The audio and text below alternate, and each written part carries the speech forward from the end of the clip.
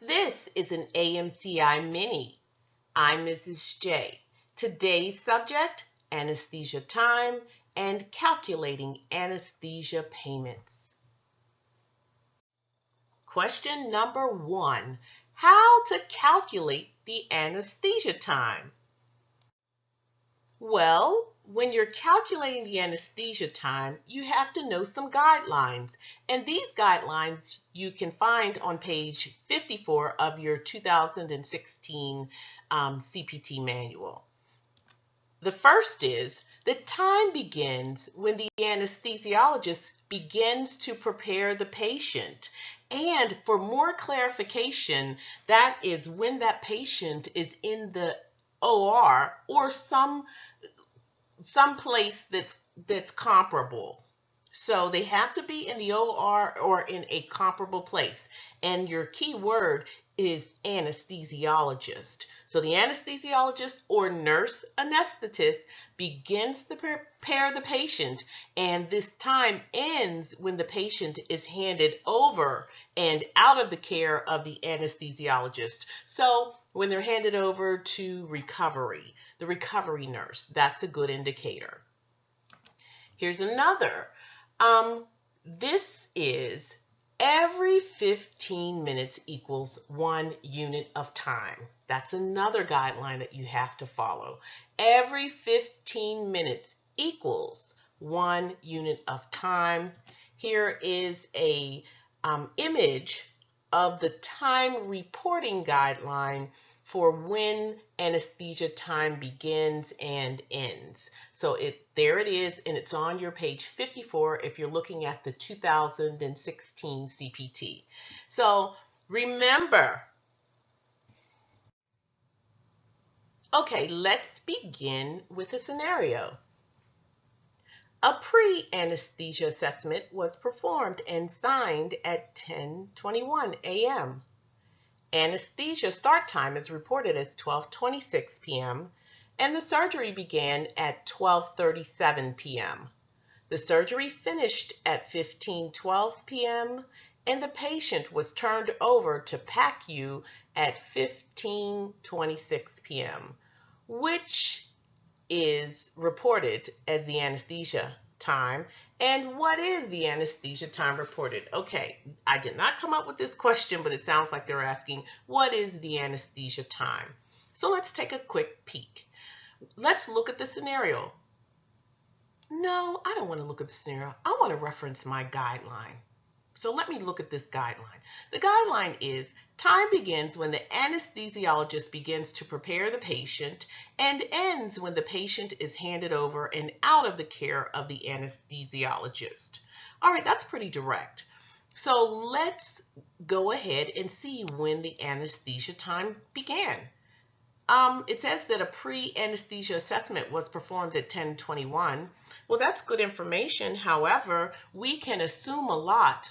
But the biggest thing that we can assume or know is that it doesn't tell us if the anesthesiologist did anything. So anyone could have done it. So therefore, 10:21 is not our start time.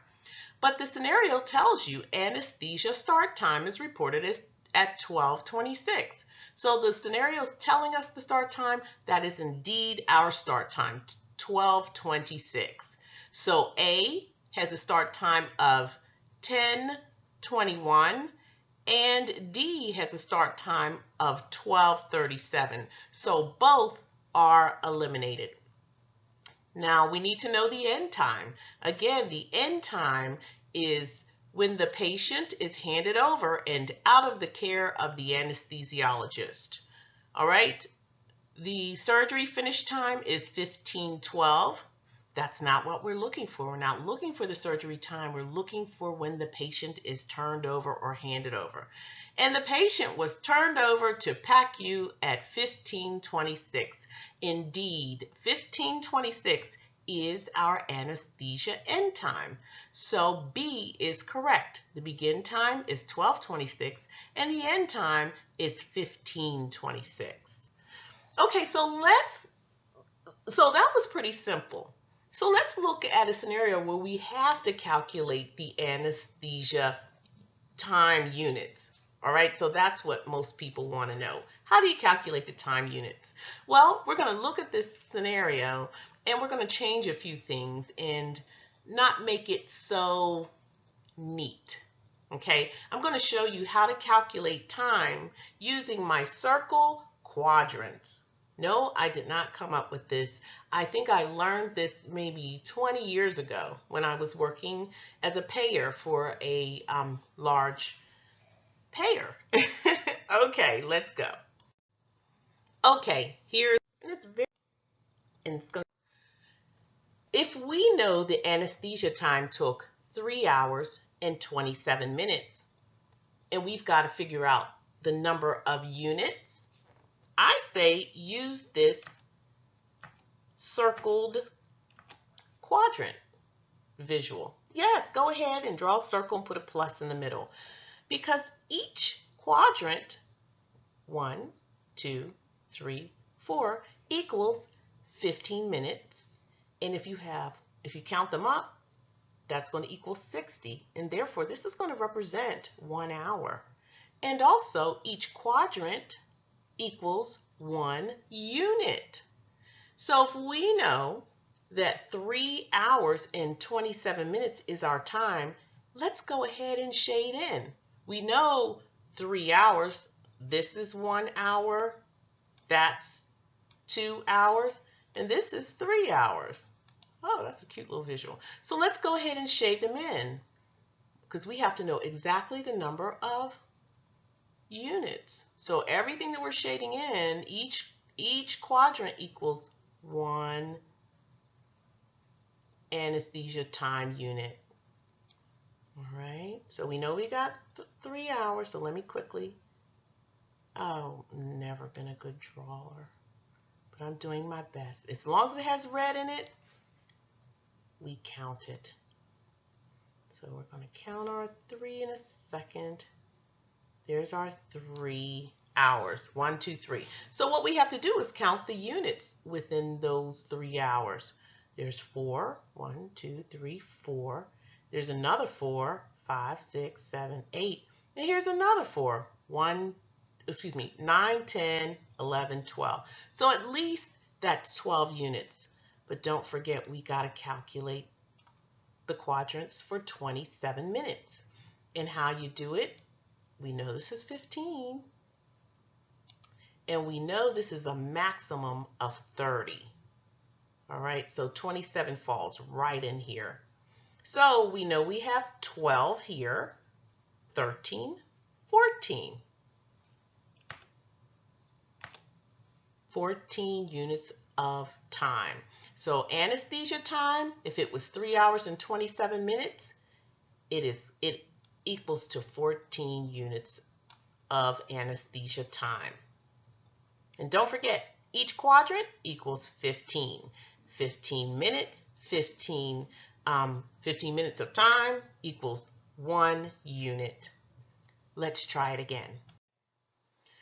Okay, anesthesia time took 2 hours and 33 minutes. We know because we've got 2 hours that we need at least 2 circled quadrants. And we also have 33 minutes and we know we need an additional one. So I'm just going to put my 3 quadrants out. Circled, hard to say that. Okay, and I know each quadrant equals 15 minutes and that equals 1 unit of time. So the first, we got to figure out the 2 hours. Let's go ahead and shade in 2 hours. That's 1. Let's shade in the second hour. That's 2. Now the third one is, we got to shade in the 15 minutes. Remember, we've got 33 minutes to shade in. And then we're going to shade the next quadrant. That's up to 30 minutes. So now we're moving on into this next quadrant for those 3 extra minutes. Okay, so this is not an hour, so ignore that. So let's count our units. 1, 2, 3, 4, 5, 6, 7, 8, 9, 10, 11. There you go. It's 11 time units. Okay, let's take a look at something else. I want to look at it from a different perspective. Let's say the scenario just gives you the minutes. Some people have a little difficulty converting, and that's the reason why calculators, manual calculators, are permitted on the CPC exam. Let's say they give you only the minutes. What you have to do is simply divide it by 60. And if you divide your anesthesia time minutes by 60, let's say your anesthesia time is 120 minutes. You divide it by 60, that equals 2 hours, and that equals 8 units. So I would do my circle quadrants in for you, and that's how you would determine that this is 8 units. 1, 2, 3, 4, 5, 6, 7, 8. There you go. Now that we've learned how to calculate anesthesia time, let's focus on how to calculate anesthesia payments. Well, we've got a formula. And this formula requires that we know the base. And this is the procedure, the procedure base units. And these procedure base units are derived from what we know as the RBRVS scale. And this was created so that physicians could be compensated fairly. So yes, this is the physician payment, but we need to know what that unit is in order to calculate the anesthesia payment. So this base, this RBRVS, this base is provided to you, okay? Next, time. Just like we've just done, we have to calculate the time. And remember, every 15 minutes of anesthesia time equals 1 unit. Also, physical status modifiers and qualifying circumstances. All right, or qualifying factors. These physical status modifiers are assigned, and I'm going to show you. The doctor will assign the physical status of the patient, and when the anesthesiologist does that, we take that unit and add it. So I'll show you that in a minute. And you're also going to have to figure out what is the conversion factor, and these are provided. That's all. So the time, the base, the physical status modifier, qualifying circumstances, and the conversion factor. That's all you need. And here it is. Base plus time plus physical status plus qualifying circumstance times the conversion factor. That is the formula. So base, that's given to you. Time, you have to figure that out. Physical status, that's provided. You just have to look and see what the unit is. The qualifying circumstance and the conversion factor are provided. Everything is provided except time. You're going to have to figure it out. So you add the base, time, physical status, qualifying circumstance, then you multiply it by the conversion factor. All right? So I said the result. So whatever the result is after you add it up, you multiply it by the conversion factor, and there you have it.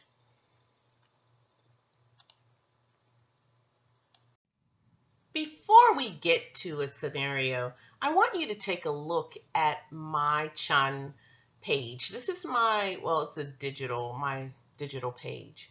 And look at the physical status modifiers. P1, that represents a normal healthy patient. I've assigned 0. That's the amount of units. So if your scenario says that you have a normal healthy patient, that patient, that amount is 0. P2 is also 0. That's a patient with mild systemic disease. So they could have controlled diabetes, controlled hypertension. That is mild systemic. P3, a patient with severe systemic disease. The doctor will pretty much tell you if it's severe or not, and let's say they're not responding to medication, that is severe. So we will give it a 1. A patient with severe systemic disease that is a constant threat to life, this is a little more. Well, it's not a little more, it's a lot more. Let's say that we have a patient that has CKD, end-stage renal disease, and taking dialysis but non-compliant with their dialysis. That patient would probably be assigned a severe systemic disease classification, and they would get an extra 2 units. And P5 is a moribund patient who's not expected to survive without the operation. So that's kind of self-explanatory, and that patient would get 3 units. And a brain dead patient, that's P6, whose organs are being harvested for donor purposes, that's a 0, okay, because that person is deceased and their physical status is not really of relevance if they're donating the organs. All right, let's take a look across the page. Well, not really across the page, but on the other side in the column next to physical status modifiers. We'll take a look at qualifying circumstances. You've got a few. You've got 99100. If the patient is 11 months and younger or 71 and older, give it a 1. And I do review this in my anesthesia lecture, so definitely go take a peek at it if you want to know why I've documented as such. All right, 99110, this is anesthesia complicated by the hypothermia. It's when the doctor lowers the blood temperature. That patient gets an extra 5 units. When the doctor lowers the blood pressure, that's 99135 qualifying circumstance. And these are modifiers, and there are also add-on codes. This lowered blood pressure assignment would get 5 units, and extreme emergencies would get 2 units, and that is add-on code 99140. So if you haven't documented this in your CPT manual, anesthesia section, I would suggest that you do that because it will give you an advantage, especially if these factors and these amounts are not provided in your scenario. So you'll have it. All right, so now that you've documented, let's move on and let's solve this last scenario. And here is our scenario. This is a typical scenario for an exam, a CPC exam scenario. Code 00350, anesthesia for procedures on major vessels of the neck, not otherwise specified, has a base value of 10 units. The patient is a P3 status, which allows 1 extra base unit. Anesthesia start time is reported as 11:02 a.m. The surgery began at 11:14 a.m. The surgery finished at 12:34, and the patient was turned over to PACU at 12:47, which was reported as the ending anesthesia time using 15-minute time increments and a conversion factor of 100. What is the anesthesia charge? All right, so this was pretty simple. And it's simple if you just remember the formula for anesthesia payments, That's your base. Let me get my laser pointer. Base plus time plus any physical status modifier plus any qualifying circumstances. I say circumstances because you can use any number of applicable circumstance. So if the doctor lowered the blood pressure, lowered the body temperature, and this was an emergency, extreme emergency, that's 3 qualifying circumstances, and you can indeed code all 3. All right, and then after you add all of this up, you multiply it by the conversion factor, and then you get your anesthesia payment. Or if you want it nice and tidy, that's your base plus time plus physical status plus qualifying circumstances. Add it all up, multiply it by the conversion factor, and there you go. Okay, so let's go ahead and break this apart. First things first, what is our base? It says the base value of 10 units. It gives it to us, all right? And it should give it to you because we're not going to have the manuals to reference. My highlighter now to red. So our base is 10, and that's the base. The next thing we're going to need to figure out the time. So the way we figure out is the guideline. When does anesthesia start time begin? Well, the start time reported is 11:02. And when does it end? The surgery ended at this time, but the patient was turned over at 12:47. So our time is 11:02 until 12:47. And I said that's a total of 7 units. Let's see why. Okay, so 11:02 to 12:02 is 4 units. Then next we have 45 minutes left over because we started at 12:02, right? 45 minutes left over, and that will give us a total of 1, 2, 3, 4, 5, 6, 7. So our time is 7. Next, there are any physical status modifiers or qualifying circumstances.